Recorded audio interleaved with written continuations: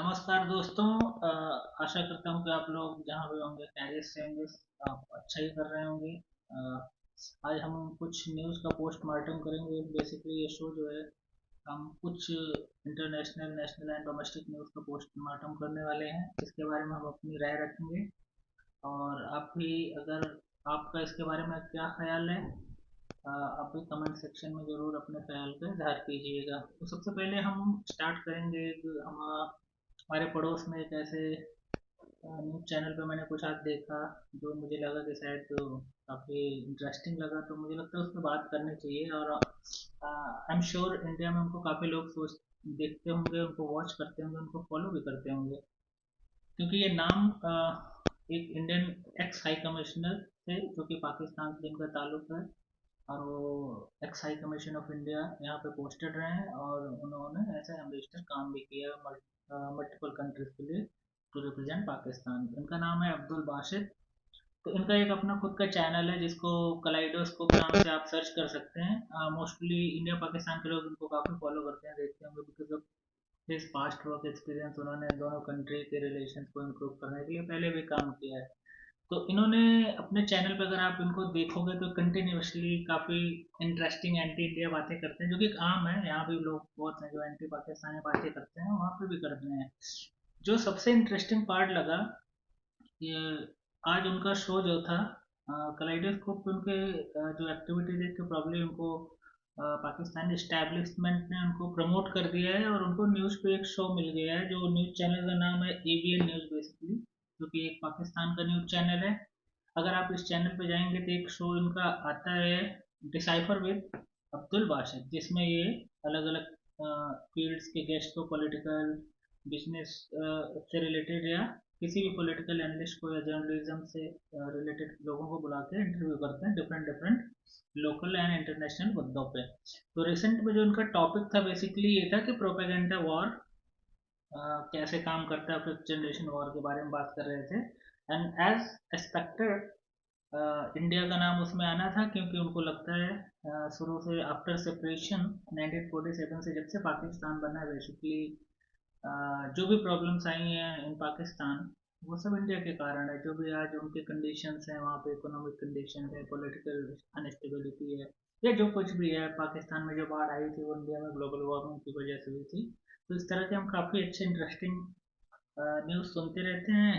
तो मुझे लगा आज एक और इंटरेस्टिंग न्यूज़, उनके जो गेस्ट आए हुए थे बेसिकली वो किसी टेक्निकल फील्ड से लग रहे थे। हालांकि काफ़ी फनी है। मैं आपको कॉपीराइट्स की वजह से पूरा यूट्यूब पर उनका वीडियो तो नहीं दिखा सकता। Hopefully I will try to give you the link here in the description, you can watch it later on.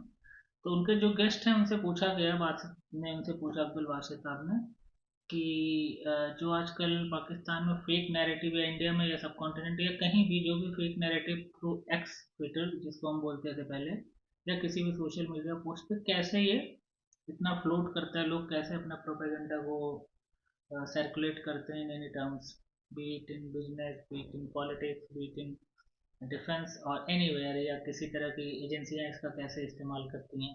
तो उनके जो गेस्ट थे, एक मेल थी एक फीमेल थी। तो उन लोगों ने कंटिन्यूसली क्या बताया कि ये जो फेक नैरेटिव जो पाकिस्तान में बेसिकली चलता है अगेंस्ट आर्मी, अगेंस्ट इस्टेब्लिशमेंट, या अगेंस्ट पाकिस्तान ओवरऑल, वो कह रहे थे कि वो इंडिया वाले फैलाते हैं। और वो क्या करते हैं कि उन्होंने, इंडिया वालों ने एक एल्गोरिथम लगाई है बेसिकली, जब भी आप कहीं पे क्लिक करते हैं तो वो चीज़ आपको बार बार दिखाता रहता है।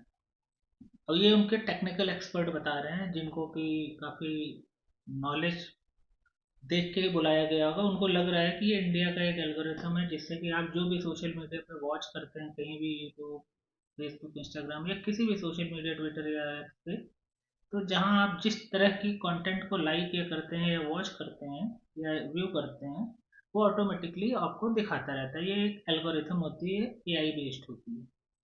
तो बाशिर साहब ने पूछा कि इंडिया कैसे करता है, तो उन्होंने बोला कि इंडिया के पास एक टीम बैठी हुई बेसिकली, जो कि ये काम करवाती है, और जो भी नेगेटिव कंटेंट होते हैं वो पाकिस्तान में पुश करती है, पॉजिटिव कंटेंट वो छिपा लेती है। और उन्होंने इस चीज़ को समझाते हुए ये भी बताया है रिसेंट में कि अगर आप गूगल पे पाकिस्तान का नाम डालें तो गूगल पे जब आप पाकिस्तान का नाम डालते हैं तो सारी नेगेटिव खबरें आती हैं। जो पॉजिटिव खबरें हैं, जो कुछ भी पॉजिटिव खबरें उनके यहाँ पे हैं, वो सारी दब जाती हैं, और गूगल पे जितनी नेगेटिव चीज़ें पाकिस्तान की इमेज या जो भी लिंक्स होते हैं वो सारे टॉप पे आ जाते हैं। इसमें इंडिया का हाथ है। और उन्होंने ये भी आगे बताया कि अगर आप इंडिया का नाम डालो तो इंडिया में सारे पॉजिटिव चीज़ें आती हैं। यहाँ पे वो सारे इंटरनल प्रॉब्लम्स को दबा देते हैं। यहाँ पे वो बता रहे थे कि मुसलमानों के साथ बहुत अत्याचार, जेनोसाइड हो रहा है डेली, 1.5-2 लाख जेनोसाइड हो जाते हैं यहाँ पे। लेकिन पॉपुलेशन अभी भी स्टेबल है। वो वाला मैं वो समझा नहीं पाया बाद में, क्योंकि पूछा ही नहीं। तो उन्होंने ये बताया कि बेसिकली पाकिस्तान सर्च करो तो नेगेटिव चीज़ें गूगल सर्च इंजन पे आती हैं। अगर आप पॉजिटिव चीज़ें सर्च करो तो भी नेगेटिव ही ऊपर दिखाता है, पॉजिटिव एक आध दो होते हैं बहुत नीचे दिखाता है। और इंडिया सर्च करो तो काफ़ी चीज़ें पॉजिटिव दिखाता है, उनकी इकोनॉमी, साइज, ये वो, कुछ भी ह्यूमैनिटेरियन ऐड या कुछ ही कश्मीर नहीं दिखाता। इंडिया सर्च करो तो कश्मीर में जो भी जेनोसाइड हो रहा है, कश्मीर में जो भी ह्यूमन राइट्स को वायलेशन उनके हिसाब से हो रहा है, वो सब नहीं दिखाता। लेकिन जब पाकिस्तान सर्च करो तो सारी चीज़ें नेगेटिव दिखाने लगता है। तो सोच लो अब किस लेवल के वहाँ का टेक्निकल लोगों का माइंड है कि गूगल, यूट्यूब और फेसबुक, इन सब का जो अमेरिकन कंपनीज हैं, उनको ये लगता है कि ये सारा जो एल्गोरिथम ये इंडिया डिजाइन कर रहा है। और उनको ये नहीं पता कि पाकिस्तान नहीं, पूरी दुनिया, इवन इंडिया की भी बात है कि अगर आप जिस तरह का कंटेंट देखते हैं उसी तरह का कंटेंट आपको कोई भी सोशल मीडिया प्लेटफॉर्म या गूगल सर्च इंजन आपको प्रमोट करता है। ये एक एडवर्टीजमेंट का भी तरीका है। अगर आप कोई प्रोडक्ट कहीं भी सर्च करते हैं, लाइक करते हैं, या इवन व्यू करते हैं, वॉच करते हैं, तो वो आपको ऑटोमेटिकली आपको सजेशन में आता है, आप उसको क्लिक करते जाते हैं। फिर देखते हैं तो वो कंटेंट का एल्गोरिथम ऐसा डिजाइन है, वो आपको दिखाता है कि बेसिक थर्ड क्लास का बच्चा भी यहाँ बता सकता है। बट वहाँ के एक्सपर्ट को ये लगता है कि ये इंडिया का फिफ्थ जनरेशन वॉर स्ट्रेटजी है। और पूरे न्यूज में सिर्फ दो ही वर्ड उनसे निकल रहे थे, ये एक सॉफ्टवेयर होता है, ये एल्गोरिथम होती है, और इसकी एक टीम होती है जो कि पाकिस्तान के खिलाफ काम कर रही है। तो थैंक्स। मुझे बड़ा अच्छा लगा सुन के, इतने इंटरेस्टिंग लोग हैं वहाँ पे। तो अच्छा जी, अब हम आप जाते हैं आपके सेकंड न्यूज़ पे, जो कि एक इंटरनेशनल इशू बना हुआ है इस टाइम। अगर आप न्यूज़ फॉलो करते हैं इंटरनेशनल अफेयर्स को, कोई भी वीडियो चैनल या कोई भी न्यूज़ पोस्ट फॉलो करते हैं, तो आपने रिसेंट में देखा होगा कि वेस्ट यूएस कंट्रीज में आप अगर देखो बेसिकली, तो जो फार राइट विंग या राइट विंग की पार्टीज हैं उनकी एक पॉपुलरिटी नेक्स्ट लेवल पे बढ़ती जा रही है। तो पहले क्या होता था कि फार राइट विंग जो पार्टीज होती थी अपने डेवलपमेंट लोकल की बात करती थी। Basically it's like their own first national को फर्स्ट प्रायोरिटी पर रखते थे, कि अगर कोई यूके में गया है तो यूके के नेशनल्स को प्रायोरिटी देते थे, उनके अपने खुद के इंटरेस्ट को ज़्यादा अहमियत देते थे। लेकिन रिसेंट में ये देखा गया कि जैसे इटली का इलेक्शन हुआ और नीदरलैंड्स का इलेक्शन हुआ, वहाँ पे जो भी प्राइम मिनिस्टर या प्रेसिडेंट जो भी सिलेक्ट हुए हैं हाईएस्ट पोस्ट पे, वो फार राइट विंग के हैं, जिनका कि मेन मुद्दा आजकल फार राइट विंग का ये बन गया है इमिग्रेशन। इमिग्रेशन को लेके वहाँ के जो लोकल पॉपुलेशन है वेस्ट अमेरिका की, वो बहुत ज़्यादा कंसर्न है। उसके मल्टीपल रीजंस है, और मुझे लगता है कि ये एक अलार्मिंग सिचुएशन है फ्यूचर में। हालांकि वो वहाँ की सोसाइटी बड़ी ओपन होती है, बहुत एजुकेटेड लोग होते हैं। अगर वो डेवलप्ड कंट्री है तो कुछ रीजंस हैं, दे आर वेरी, उनका टॉलरेंट लेवल बहुत अच्छा है, दे एक्सेप्ट एवरी पीपल। तो वहाँ पे जो लेफ्ट विंग होता था वो खुद को बहुत ओपन या लिबरल बोलते थे, और उन्होंने अपने मल्टी कल्चरल सोसाइटी को प्रमोट किया कि हर देश के लोगों को उन्होंने बुलाया, हर देश के लोग वहाँ जाके काम करते हैं और उस सोसाइटी का, उस देश का एक हिस्सा बन जाते हैं। बट रिसेंट में ये देखने को मिला है कि जो राइट विंग पार्टीज हैं उन्होंने इस मुद्दे को बहुत उठाया है, क्योंकि जो एशियन अरब्स यहाँ के लोग जाते हैं वो उस सोसाइटी को एक्सेप्ट नहीं करते, वेस्टर्न सोसाइटी, अमेरिकन सोसाइटी को वो पूरी तरीके से घुलते मिलते नहीं, और ये अपना ही कल्चर या अपना फेथ, अपनी चीज़ों को थोपते हैं। तो इससे जो वहाँ के लोकल वाइट पीपल होते हैं, वाइट लैंड के जो लोकल वाइट बर्ड्स वहाँ रह रहे हैं, उनको ये बात पसंद नहीं आती। तो उनमें एक ग्रुपिंग सी नज़र आ रही है, जो कि मुझे लगता है इवन कनाडा को भी ले लें, वहाँ पे भी ऐसा एक तबका उठा है जो लोगों को पसंद नहीं करता, एशियंस को, अरब्स को। मुझे लगता है फ्यूचर में ये एक बहुत डेंजरस सिचुएशन हो सकती है फॉर इमिग्रेंट्स। और उसका मेन कारण अगर आप देखो तो रिसेंट में जब भी कोई इंसिडेंट होता है रिलीजियस या कोई कंट्री में कुछ ह्यूमन राइट्स से रिलेटेड, एशिया में हो अरब में हो, उसका रिफ्लेक्शन सबसे ज़्यादा यूरोप में, ऑस्ट्रेलिया में या अमेरिका में दिखता है। यहाँ के जो लोग वहाँ के इवन सिटीजन हो गए हैं जिनको यहाँ से कोई मतलब नहीं है, वो वहाँ के फ्रांस को उठा कर देख लो कितना वायलेंस हुआ है। इन दिनों यूके में कितना वायलेंट प्रोटेस्ट हो रहा है, उनके मेमोरियल स्टेट पे जाके आप प्रोटेस्ट करो। प्रोटेस्ट करना अच्छी बात है, कोई दिक्कत नहीं है, बट अगर आप उसको वायलेंट टर्न करते हो, वायलेंस होता है उस प्रोटेस्ट में, तो आई थिंक वहाँ के लोकल लोग इस चीज़ को पसंद नहीं करेंगे और उसका कहीं ना कहीं रिपरकशंस होगा। वो इस तरह से तो वायलेंस में हिस्सा नहीं लेते, लेकिन हाँ, इससे जो राइट विंग पार्टीज हैं उनको एक बहुत बड़ा पॉलिटिकल सपोर्ट मिलता है, और उसी का रिजल्ट देखने को मिला है रिसेंट में डच इलेक्शन में, जिसमें कि एक फार राइट विंग के एक्सट्रीम पार्टी के हेड को मेजॉरिटी मिली है। होपफुली लोगों का ऐसा कहना है कि शायद वो किसी न किसी से कोलिशन में आके शायद अपने गवर्नमेंट वहाँ बना सकें।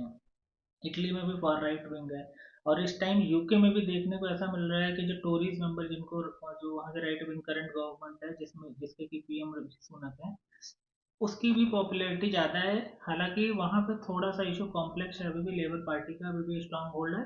बट मुझे लगता है कि फ्यूचर में ये एक वहाँ का बड़ा मुद्दा बनने वाला है, क्योंकि जिस तरह का वायलेंट प्रोटेस्ट, जिस तरह का अनरेस्ट आए दिन वहाँ किसी न किसी रीजन से दिखता है, चाहे अरब में कोई इंसिडेंट हो, चाहे किसी रिलीजियस इशू को लेके वहाँ पे जो रिएक्शन दिखता है, वो आई थिंक बियॉन्ड एक्सपेक्टेशन है फॉर द लोकल पीपल।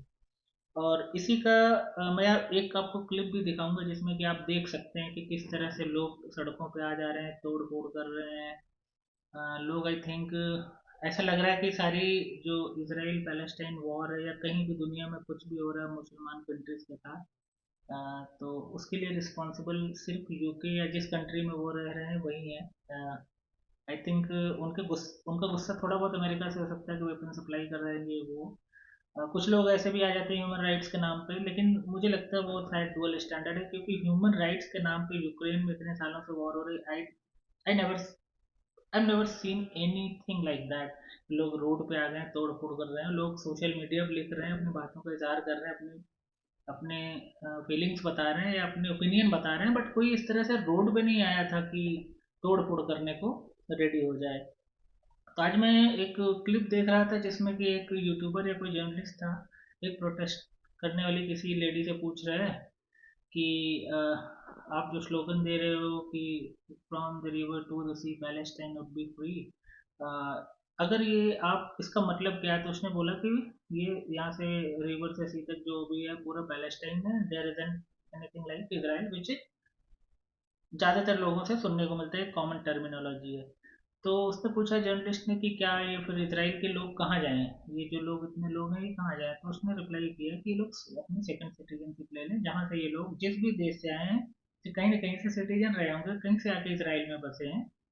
तो फिर जर्नलिस्ट या यूट्यूबर ने उससे पूछा कि इसका मतलब क्या ये यमन चले जाएं, क्योंकि सारे लोग यूरोप से नहीं आए हैं, बहुत लोग अरब कंट्री से आसपास से आए हैं जहाँ पर गद्दाफी का रूल था वहां से भी आए हैं। तो उसने बोला यस, अगर वो यमन से हैं तो यमन चले जाएं, अरब से हैं तो अरब चले जाएं। लेकिन उसको लेडी को ये नहीं पता था, गद्दाफी ने 1970s में ही सारे ज्यूज को डिपोर्ट कर दिया था as a day of raven celebration में, सारे आई थिंक क्रिश्चियन या इटालियन को, और सारे ज्यूज को डिपोर्ट कर दिया था, तो वहाँ किसी को रहने का हक नहीं है। वो सारे इसराइल आ गए थे। कुछ हाउती जो रेबिलियंस हैं वो भी यमन से इन्होंने, लास्ट या कुछ जीव्स बचे थे उनको भी रिसेंटली अभी ये वाले इंसिडेंट के बाद सबको इसराइल भेज दिया, सबको डिपोर्ट कर दिया, किसी को रहने का हक नहीं है, अगर कोई रहेगा तो उसको मार दिया जाएगा। इथोपिया में भी सारे जीव जो है रिसेंटली किसी ऑपरेशन के तहत इसराइल भेज दिए गए। आपने ये भी देखा होगा कि इस टाइम वेस्ट में कई जगह पे ऐसे एंटी सेमेटिक रिमार्क्स दिए जा रहे हैं, कॉलेजेस में, यूनिवर्सिटीज में, रोड्स पे उनको थ्रेट इम्पोज किया जा रहा है। तो उससे जब ये पूछा गया कि इसराइली फिर जाएं कहाँ, जो ज्यूइश लैंड है, अगर यहाँ से हटा दी जाए, उनको सबको भगा दिया जाए जैसे कि आप बोल रहे हो, तो ये लोग कहाँ जाए, यमन वमन में तो आप रहने नहीं दे रहे हो, ये जिस कंट्री में कोई भी कंट्री तो इन्हें एक्सेप्ट नहीं कर रही जहाँ से ये बेसिकली थे। और ये जब हुआ तो यहाँ आ गए, तो आगे क्या होगा, तो उसके पास इसका एक्सपेक्टेड कोई जवाब नहीं था।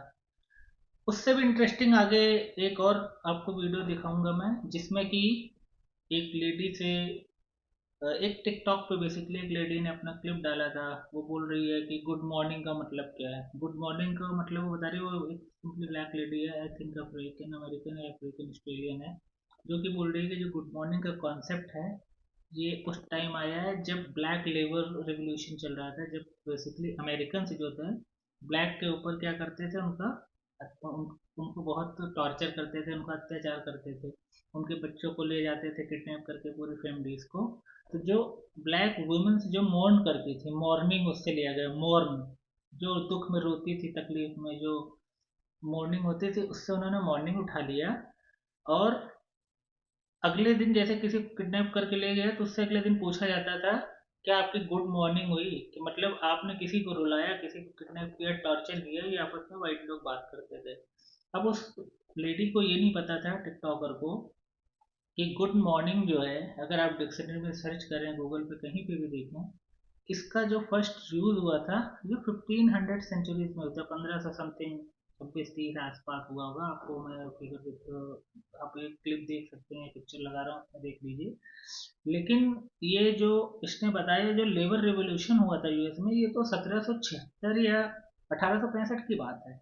तो गुड मॉर्निंग का कॉन्सेप्ट 1500 सेंचुरीज में आया था, लेकिन रेवोल्यूशन उसके बाद हुआ था। बट इसको बात करनी थी, किया इसने, सबने अपना कुछ विक्टिम कार्ड खेलना था। मैं किसी चीज़ को सपोर्ट नहीं कर रहा, बट ये काफ़ी फनी था। और बेसिकली जो वेस्ट और अमेरिका में इस तरह की बात होने लगी कि जो लेफ्ट लोग, ये लेफ्टिस्ट जो है वो फेल हो रहे हैं। लेफ्टिस्ट का मतलब जब मैं बोलूँ तो इसका मतलब सिंपली ये हुआ कि लेफ्ट के लोग हर एक कल्चर, हर एक फूड, हर एक इमिग्रेशन को अलाउ करते थे, प्रमोट करते थे, कि एक मल्टी कल्चरल सोसाइटी को प्रमोट करते थे। बट रिसेंट में कुछ सालों में जो वहाँ पे जिस तरह की घटनाएं हुई हैं, उसमें जितने लोग इमिग्रेंट्स हैं, उनका हाथ पाया गया है। किसी भी तरीके का वायलेंस, चाहे आप स्वीडन देख लो, चाहे आप फ्रांस देख लो, यूनाइटेड किंगडम देख लो, अमेरिका देख लो, ये जितनी भी डेवलप्ड कंट्रीज हैं। अभी रिसेंट में एक और आइसलैंड या आयरलैंड की बात है, आयरलैंड की बात है, जिसमें एक किसी कॉलेज के सामने किसी ने चाकुओं को चला दिया कि स्टूडेंट्स को। तो उसको हालांकि छिपाया जा रहा है कि ताकि कोई बहुत बड़ी बात ना हो, उसके चक्कर में बहुत वायलेंस हुआ। तो लोगों में गुस्सा सा आ रहा है, वहाँ के लोगों में।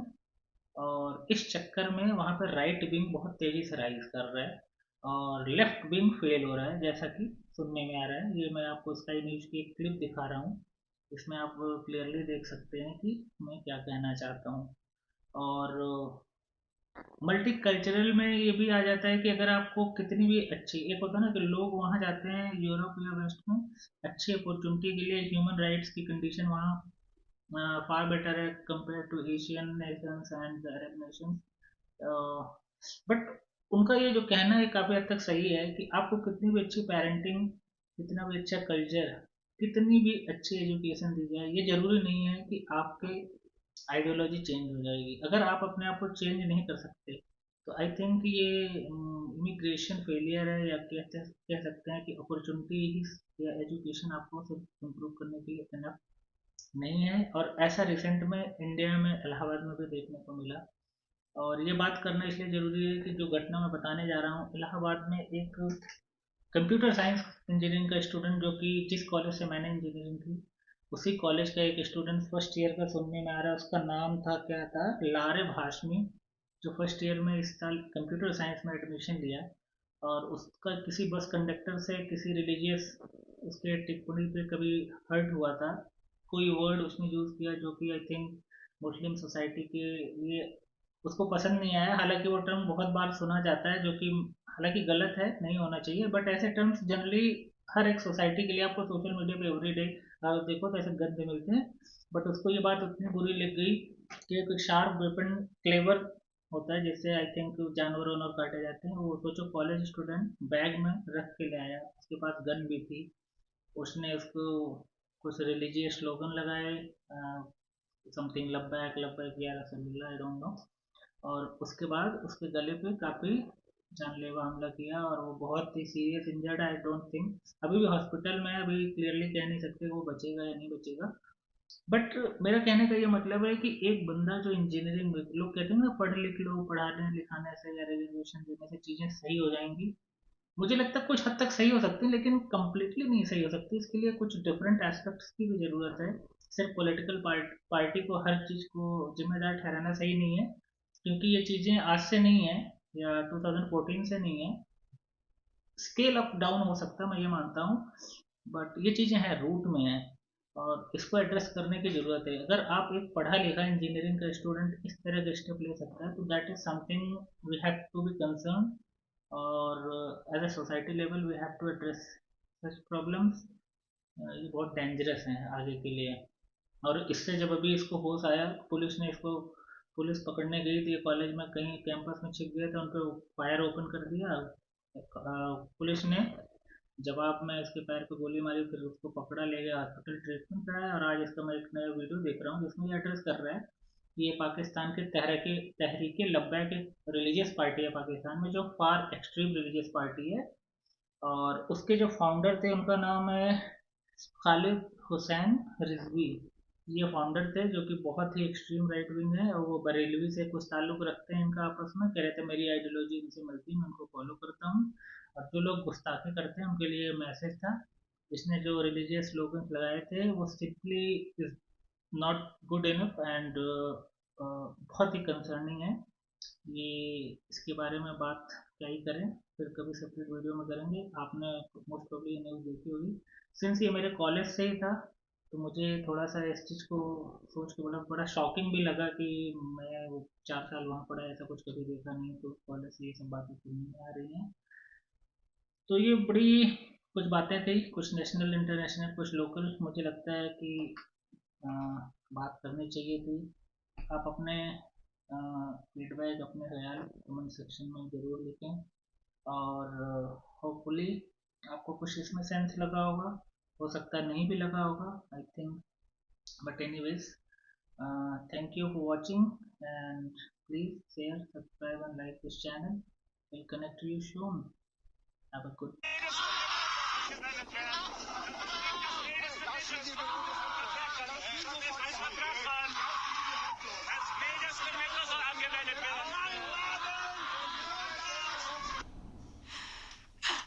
Now to London, where a group of anti-Israeli protesters became agitated when they were told a Zionist was in their midst.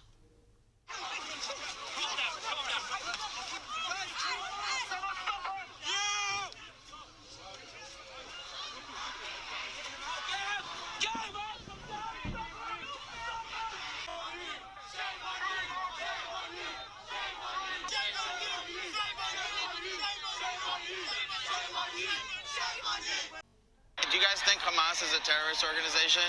They are a political organization. Certain countries such as Canada, the UK, the United States recognize them as terrorist organizations, but I think that one man's terrorist is another man's freedom fighter. I live in New York, so do we live on stolen land here too? Yeah, we do. It's all a genocide that either was completed or People is look in at the me. works. What's your favorite Palestinian saying? Like from the river to the sea, Palestine would be? Free. What would happen to all the Israelis when? They would use their second citizenship to whatever country they immigrated from, and they would go back. But not everyone in Israel has second citizenship. But everyone came from somebody that came from some heritage outside of the Middle East. Like Yemen? Like Yemen, yes, exactly. So Jews like could go Yemen, back there? Ethiopia, like where, All the Jews could go back to Ethiopia? not all of the Jews can go back to one specific place. Well, Ethiopian Jews. Wherever they came from. What about Libyan Jews? Okay, they can go back to. Go back to Libya, They right? can stay in Palestine if they honor it as Palestinian territory. Do you feel bad about what happened on October 7th? So I can condemn any act of violence that harms people, and I just would like to acknowledge the fact that context is important. Right. And when Because they killed a bunch of people, like 1,400 people in one day. It's the largest killing since the Holocaust. what? It's the largest killing of Jews. Oh, Largest killing of Jews since the Holocaust. The Holocaust. Yeah. Okay. So you still want them to go back to Yemen, Jordan, like Lebanon, Syria? Aren't educating themselves. They're just following a rhetoric that's been in a family that's completely immoral, but nobody wants to educate themselves. And I think if people